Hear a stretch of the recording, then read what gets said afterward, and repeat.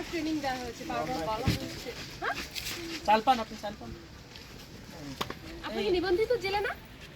কি নাম? এই সেই সাড়ে সব সত্যি কথা বল। তা আপনাদের রেজিস্ট্রেশন নেই কেন? কার্ড নেই। কার্ড নেই কেন? কেন? এই তোমার জেলে কার্ড নাই? জেলে কার্ড আছে কি নাই? জেলে কার্ড নেই?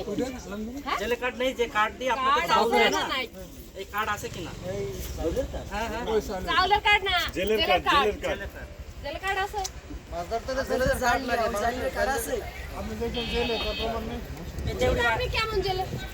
তা হঠাৎ করে আজকে একটা খেয়াল দিয়ে ডাকতেছে কিনা? আর আপনারা বলেন জরিমানা করবো না জেল দিয়ে দিব?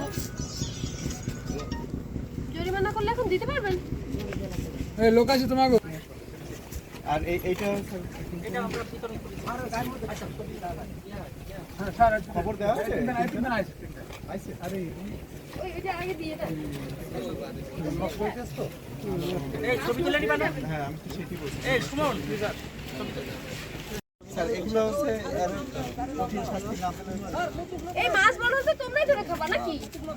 তোমাদের এত বোঝানো হয়, চাল দেওয়া হয়, এত কিছু করা হয়, তারপরে তোমরা লোক সামলাতে পারো না কেন?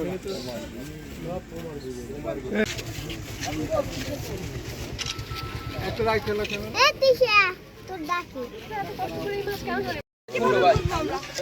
এই কাগজ কাগজ কাগজ এনে কে? কত টাকা?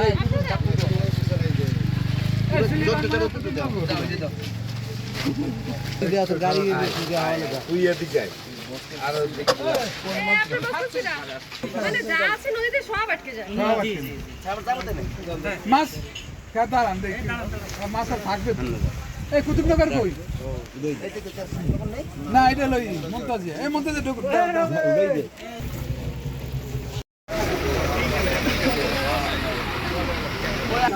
তো আসলে পোমার বাচ্চাগুলো যে সে বাচ্চাগুলো আজকের কোস্টগার্ডটা জালকাঠি সুগন্ধার নদীর কাছ থেকে কলেজ খেয়াঘাটের কাছ থেকে প্রায় 1 মণ পরিমাণ পোমার বাচ্চা আটক করে এবং এখানে 3টি এতিমখানাতে সেগুলো বিতরণ করা হয়। এরপরে অবশিষ্ট যেগুলো থাকে এখানের যারা মোটামুটি আশেপাশে যারা রয়েছে, যারা নিতে ইচ্ছুক, তারা কিন্তু জালকাঠি কলেজ খেয়াঘাট থেকে এখানে 2 জন জেলেকে কিন্তু 7 দিনের করে কারাদণ্ড দেওয়া হয়, অন্যথায় তাদেরকে 5,000 টাকা করে জরিমানা করা হয় এবং যে জালগুলো রয়েছে সেগুলো পোড়ানো হবে।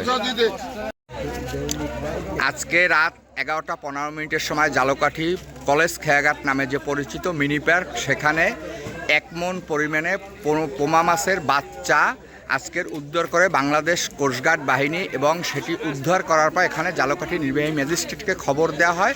তখন এখানে জালকাঠি নির্বাহী ম্যাজিস্ট্রেট আসলে 10,000 টাকা জরিমানা করা হয় এবং এখানে প্রায় 1 মণ পরিমাণ পোমার বাচ্চা উদ্ধার করার পরে সেই 1 মণ পরিমাণ পোমার বাচ্চা 3টি এতিমখানাতে বিতরণ করা হয় এবং পরবর্তীতে অবশিষ্ট মাছগুলো এখানে যারা অসহায় এবং গরিব দুস্থ রয়েছে তাদের মাঝে বিতরণ করা হয়।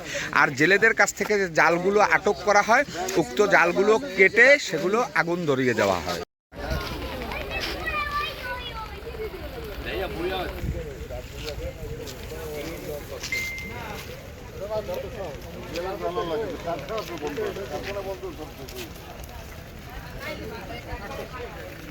নেহি কইছে কিনা? আর সিংলাস তো